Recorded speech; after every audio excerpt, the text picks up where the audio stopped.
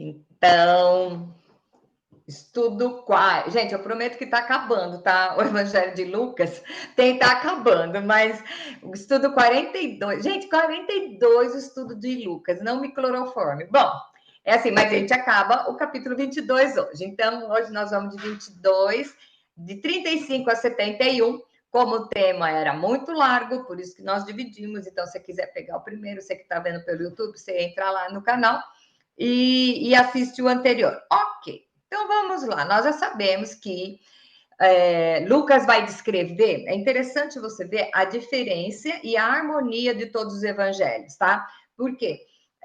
Lucas, ele conviveu com Jesus. Lucas era médico, então nós sabemos que ele aborda as situações de uma forma assim bem completa. Então, enquanto João se fixava nos discursos de Jesus, na palavra de Jesus, Marcos ouviu talvez do seu tio Barnabé, né? Que ele era sobrinho de Barnabé, e foi compilado, e no entanto, esse Lucas, você vai ver que ele menciona algumas coisas, outros evangelhos destrincham. Eu pensei até em pegar e aproveitar e colocar o paralelo entre os evangelhos, mas o que acontece? Nós já estudamos os outros, nós estamos aqui estudando o que Lucas falou, tá? Então, não vou colocar, a gente vai passar por alto alguma coisa que tiver em coerência com os outros evangelhos, certo?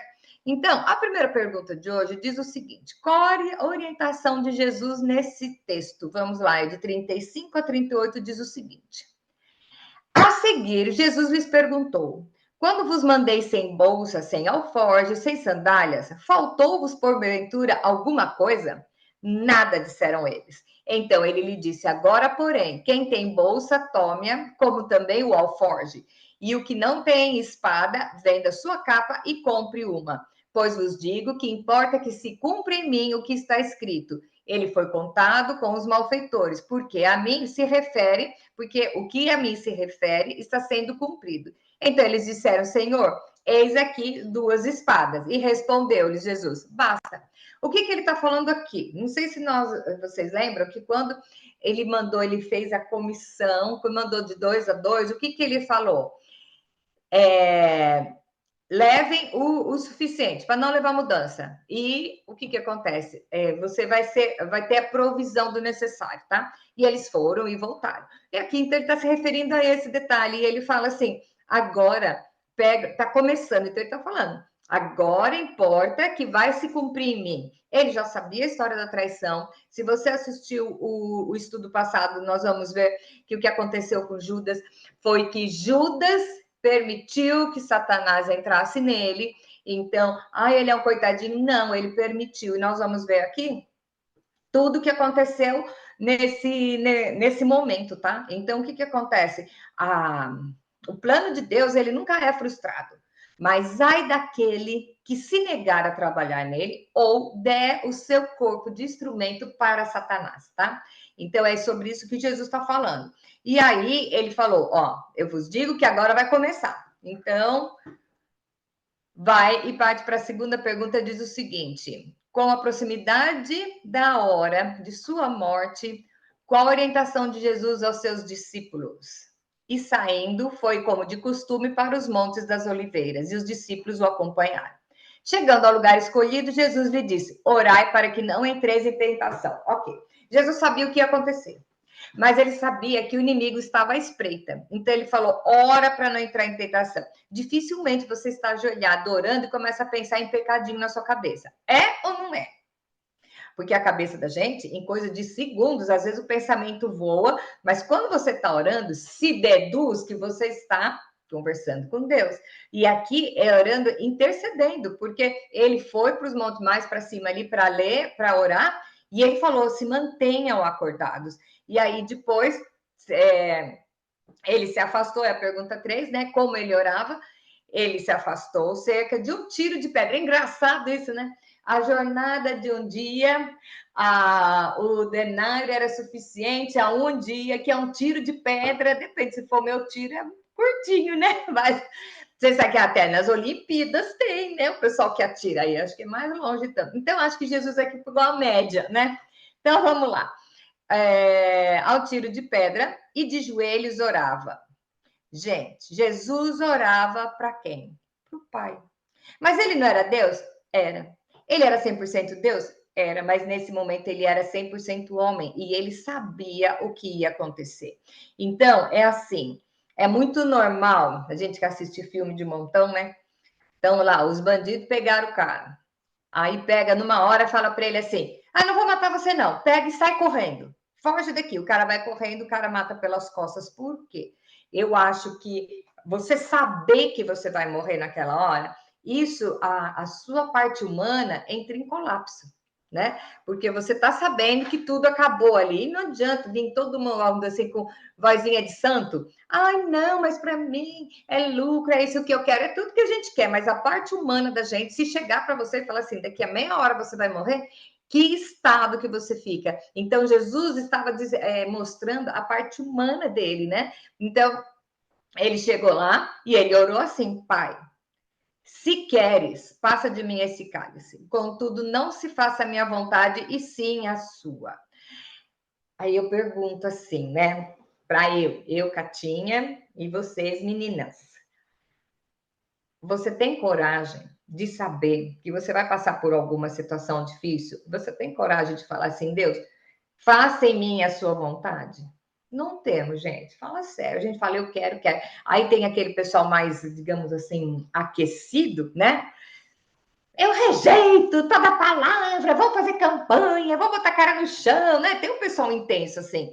Mas você ter coragem de pedir, faça comigo, é isso que eu quero, mas que cumpra a sua vontade. Eu lembro que minha mãe conta quando ela perdeu a terceira filhinha dela.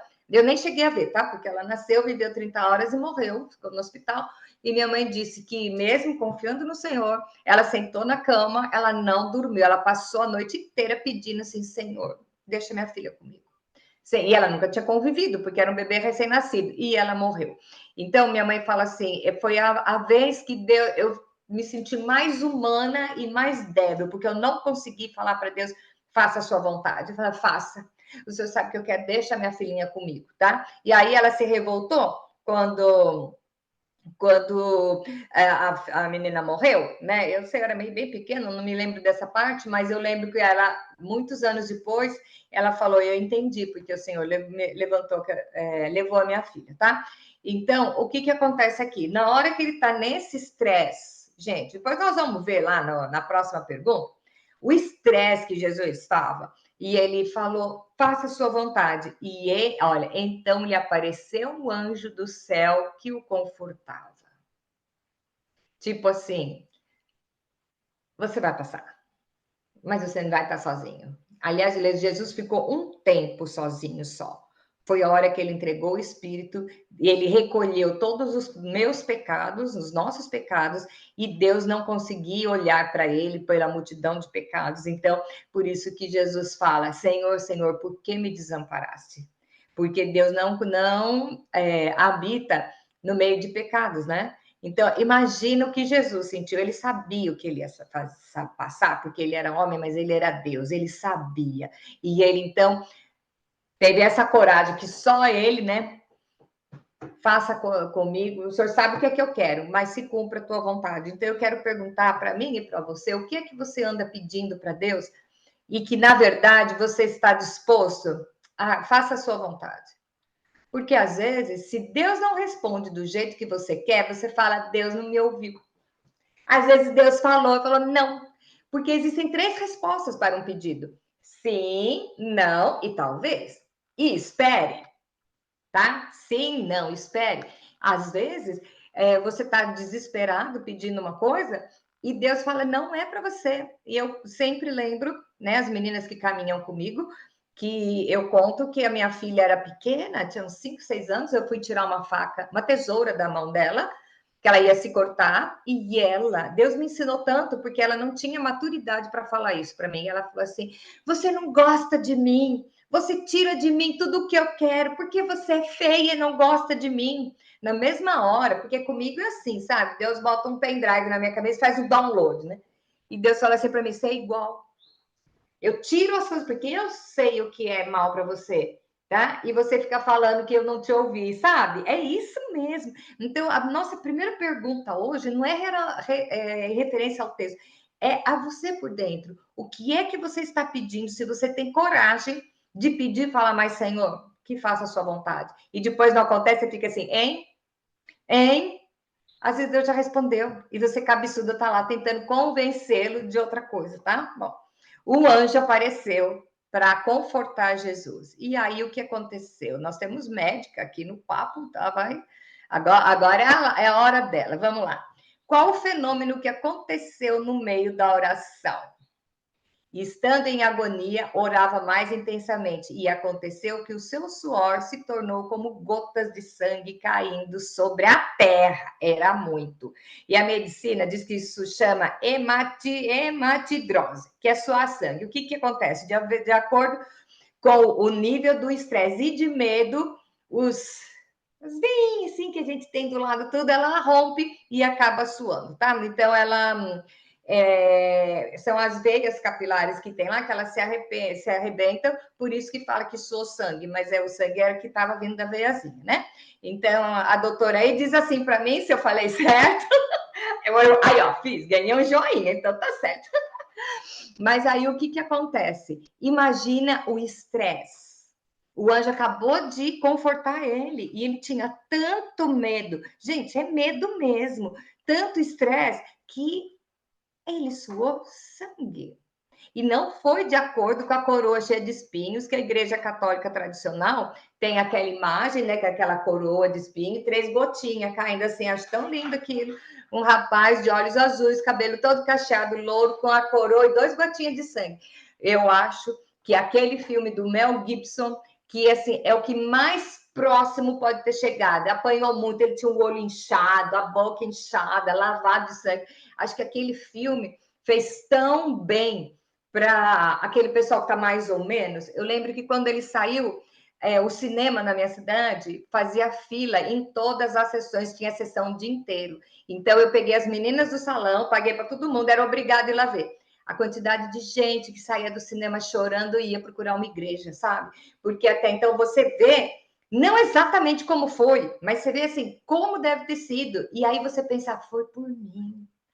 Foi porque me amou, ele não precisava. Então, se você nunca assistiu a Paixão de Cristo do Mel Gibson, vai assistir. Se você assistiu, assiste de novo, porque realmente é um confronto de você ver, eu estou aqui, né, nas almofadas de cetim, tudo tranquilinho, e continuo fazendo meus pecadinhos de estimação, porque nada disso tem valor. Cada gota de sangue foi tirada pelo seu comportamento. Cada sofrimento, cada prego lá foi o seu comportamento, o seu pecado que botou Jesus numa cruz.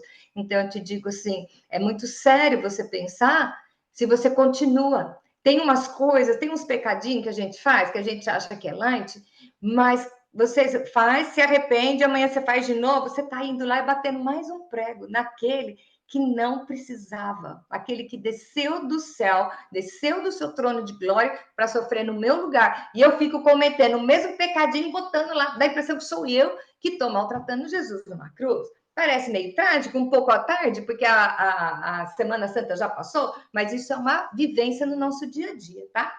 Então, até que ponto você continua cometendo uns pecados conscientemente?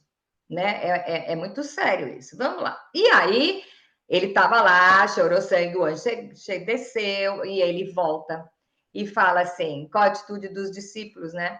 E levantando-se da oração, ele foi ter com os discípulos e achou eles dormindo de tristeza. Lucas é o único que fala que ele estava dormindo de tristeza, só que eles estavam dormindo, tá? Aí ele diz, por que estavam dormindo? Levanta e orai, para que não entreis em tentação. Que é o quê? Quando você está ligado, você tem uma, digamos, uma proteção para não cair em tentação. E eles dormiam, tá? E nós sabemos o que aconteceu com Pedro logo em seguida, certo? Vamos lá. E falava ele ainda quando chegou uma multidão. E um dos 12, o chamado Judas, que vinha à frente deles, aproximou-se de Jesus para o beijar. Jesus também lhe disse, Judas, com um beijo você traz do verbo trair, né? O filho do homem.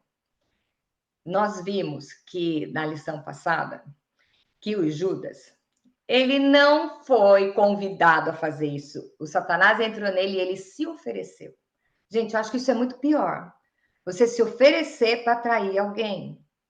Ele nem tinha pensado em grana, embora ele fosse o tesoureiro lá, ele nem pensou tanto que deram lá as 30 moedas para ele e depois caiu a ficha, ele viu a besteira que estava fazendo. Mas quanto nós estamos afastados da nossa oração, afastados do Espírito Santo, para deixar o diabo entrar e nos dar ideias brilhantes, né? Pensa bem. Então, não precisava ser Judas. Nós vimos que na última lição que Jesus falou para Pedro, né? Eu intercedi por você, para que não fosse com você. Né? Então, e mesmo assim, o Pedro, Tiago e o João, a gente brinca que é os membros da diretoria, né? Que eram os mais próximos que estavam com eles o tempo todo. Né? Então, aí Satanás entrou em Judas e ofereceu. E aí, Judas entra, né? E dá um beijo. Gente, a pessoa vergonha ali tudo. Imagina a olhada de Jesus para ele, sabendo que sabia de tudo, né? Então, os que estavam ao redor dele, essa é a pergunta 7, diz o seguinte: vendo o que ia suceder, perguntaram: Senhor, feriremos a espada? Um deles feriu o servo do sumo sacerdote e lhe cortou a orelha direita. Se você está assistindo The Chosen, você vai ver uma coisa que é fictícia, que não diz que foi, tá? Não diz que foi, mas aí Jesus acudiu dizendo: baixa, e tocou a orelha, curou a orelha do soldado. Então, dirigindo-se Jesus aos principais sacerdotes e capitães do templo e anciãos que vieram prender. Gente, quem é que veio prender? Quem é que veio prender? Não é os mané, não é, são os líderes da igreja. Os líderes da igreja, porque a sinagoga ali o templo era a igreja deles. E é quem? E é quem que vai lá para atacar fogo? Gente, aí é que a gente fala do legalista, né? Até onde está o seu amor à religião ou o seu amor a Cristo? A sua fidelidade à religião ou a Cristo? Porque quando é a Cristo, essas coisas passam, você tem discernimento. Você parece que abre os seus olhos, você começa a identificar da onde vêm as ideias. Então, você vê aqui. E aí, eles disseram o seguinte, já vieram prender, ok. Então Jesus, dirigindo-se Jesus aos principais sacerdotes e capitães do templo e anciãos que vieram prendê-lo, disse: saístes com espadas e porretes como para dar a um salteador, um ladrão, né? Diariamente eu estou convosco no templo e não pusesse a mão em mim. Por que agora, né? Esta, porém, é a vossa hora e o poder das trevas. Agora, veja bem, aqui não é mais o romano. Aqui não é, aqui são, vamos dizer, trazer para hoje, os pastores das igrejas, os ministros da igreja, que não tiveram a humildade de querer saber o que acontece e vai lá tentando prender. E Jesus ainda dá olé neles, que eu amo Jesus falando isso. Eu estava com vocês todo dia, por que vocês têm que vir agora? Tá? Com soldado e tudo. Eu estava lá e vocês não fizeram nada. Então, prenderam Jesus e levaram e introduziram na casa do sumo sacerdote. E Pedro seguia de longe. E quando acenderam o fogo no meio do pátio e juntos se assentaram, Pedro tomou lugar entre eles. Entre mentes, uma criada, vendo assentado perto do fogo, fitando, diz: esse também estava com eles. Mas Pedro negava, dizendo: mulher, não o conheço. Mas ele estava por perto, tá? Ele não saiu de perto. E aí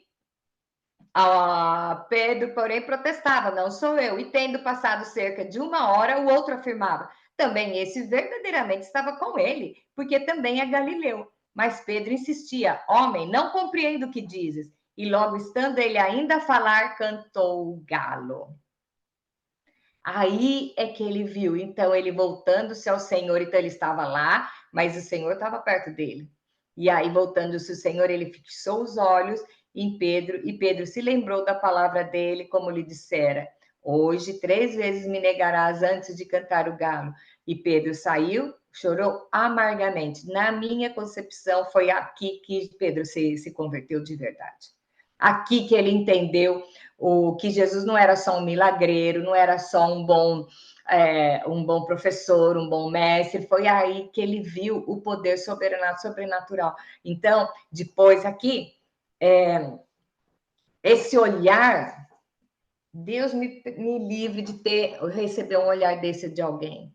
Aquela coisa de você trair uma pessoa que você ama e você não ter firmeza suficiente para estar junto até o fim. Porque nós somos covardes, todo mundo é, né? Então, nós temos isso. E aí a gente lembra que aqui no nosso país, onde vivemos, na América, né? Quando eu falo América do Sul, do Norte, Central, de tudo quanto é canto, nós temos liberdade de culto.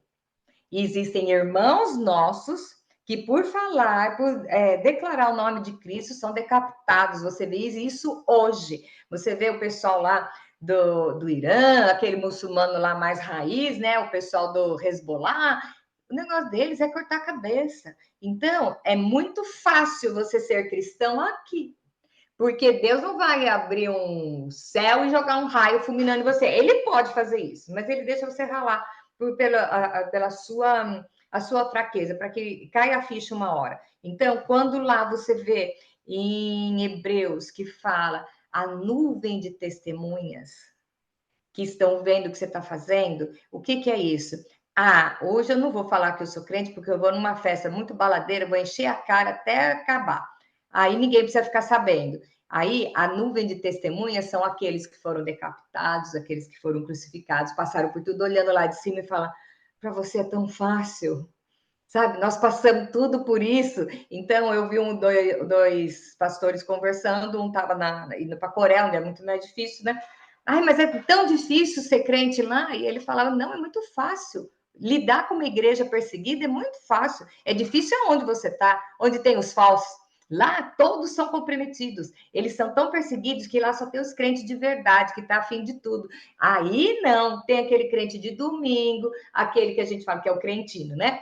Que é o amigo dos crentes, que ele acha que ele vai para o céu só porque ele paga dízimo. Então ele disse: essa igreja é mais do que isso. A minha não, porque eu sei o calibre das minhas ovelhas.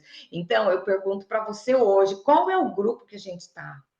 Quantas vezes, não é nem para me responder, nem eu também, acho que eu não vou nem dormir fazendo essa conta hoje.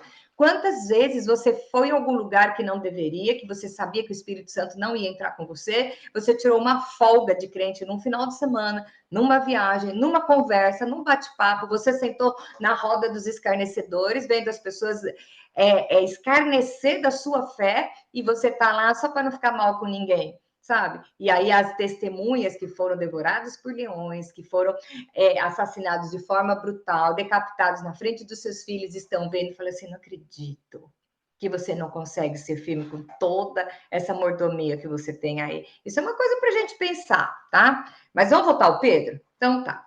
E aí, logo que amanheceu, ele passou a noite inteira lá, tá? Então ele amanheceu, reuniu-se a assembleia dos anciãos do povo, tanto os principais sacerdotes como o escriba, e conduziram ao sinédrio os crentes.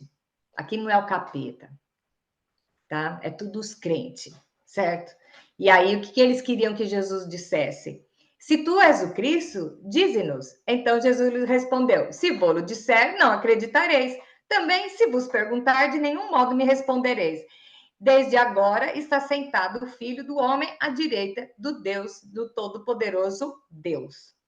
E aí eles tomaram essa resposta, eles ficaram nervosos.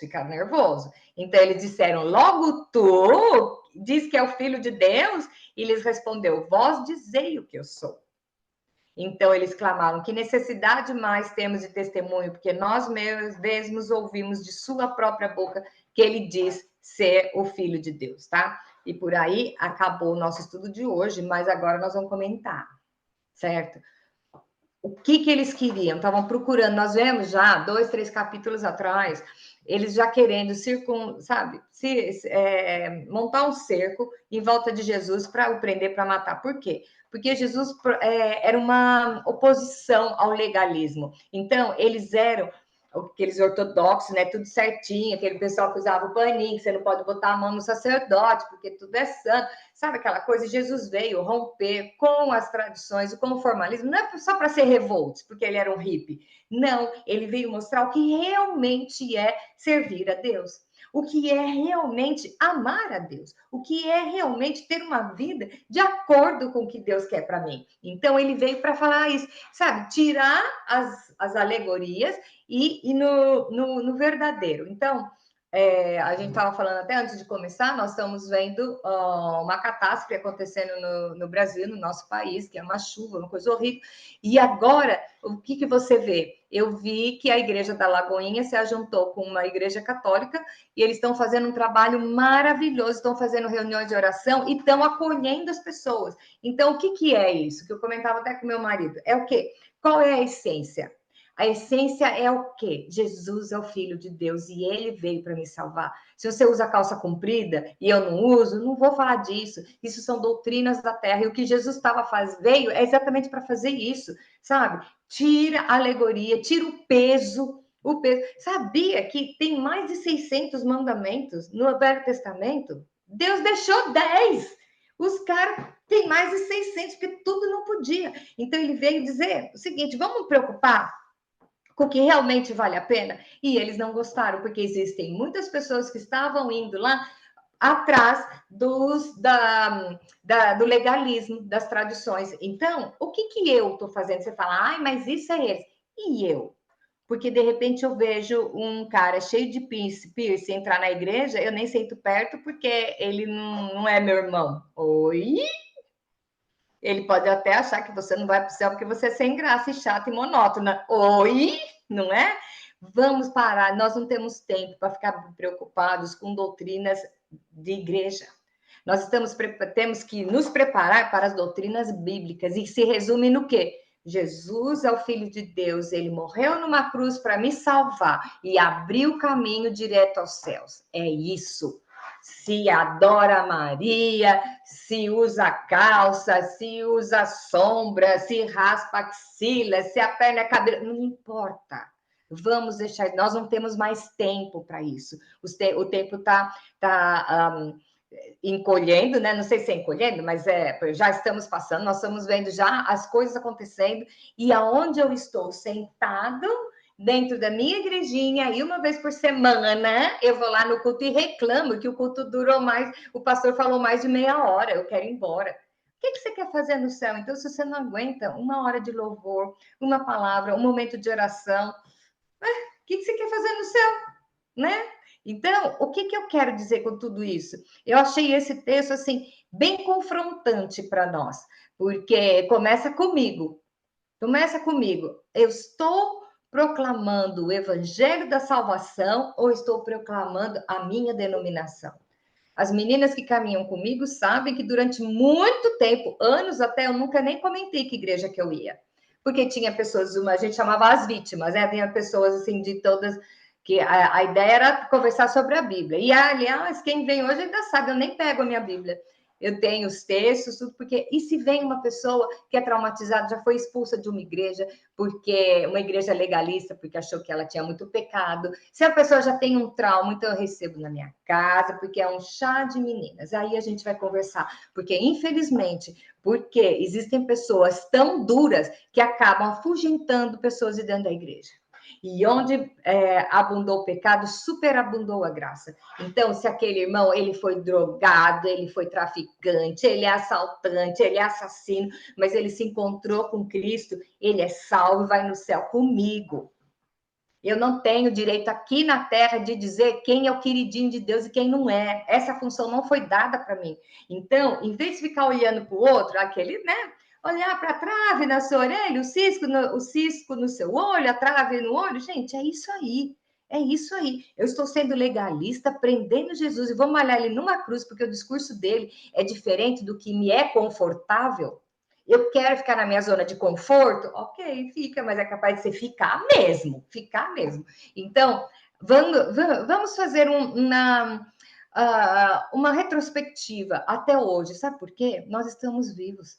Então, hoje pode ser o primeiro dia de uma nova fase da sua vida, onde você descobre, puxa vida, eu estou errando nisso, puxa vida, errei com tal coisa. E Jesus diz que se você for por ele, não existe pecado que pode subsistir. Se você se arrepender e confiar que ele é o seu caminho direto a Deus, você está livre. confesse os seus pecados e não faça mais. Então, a gente até vai fazer, mas aí faça outro, né? Então, o que acontece? A oportunidade está sendo dada agora, para mim e para você. Ai, mas eu já estou na igreja desde 1974. Ok.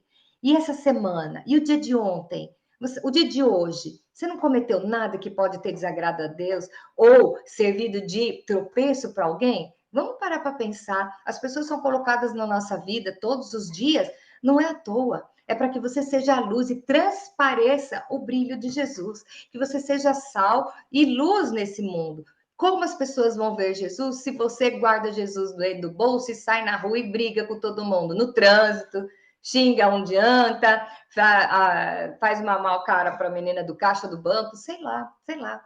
Então, o que você está fazendo? Vamos deixar o tradicionalismo de lado, vamos deixar essas coisas que nos separam, que nos segregam. Não, não, não. O amor de Jesus é para todos. Ai, mas o fulano tem muito pecado. Ainda bem que o trabalho é de Deus, não é meu. E ele é capaz. O sangue de Jesus é capaz de livrar de todo o pecado. Até daquele irmãozinho que fez coisa pra caramba, capaz ele chegar lá na sua frente, tá? Então, o que nós vamos pensar essa semana? Né? Vamos voltar aqui nas primeiras perguntas.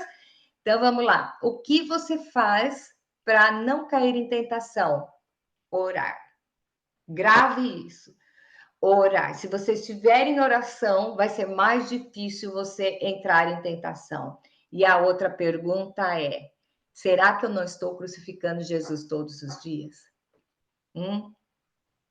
É isso aí. Pensa, não os meus estudos não é para deixar você desconfortável, muito pelo contrário. É a gente chegar e falar assim: nossa, subi mais um degrauzinho. E por isso que nós estamos sempre juntas, para orar juntas, para aprender juntas, porque nós vamos viver junto na glória. Então, acho que é isso aí mesmo, né? Então, semana que vem a gente continua. Vamos pegar o Lucas 23 e vamos lá, fortes emoções. Você vai ver coisas diferentes que você já viu dos outros evangelhos, tá bom? Um beijo grande, até o próximo.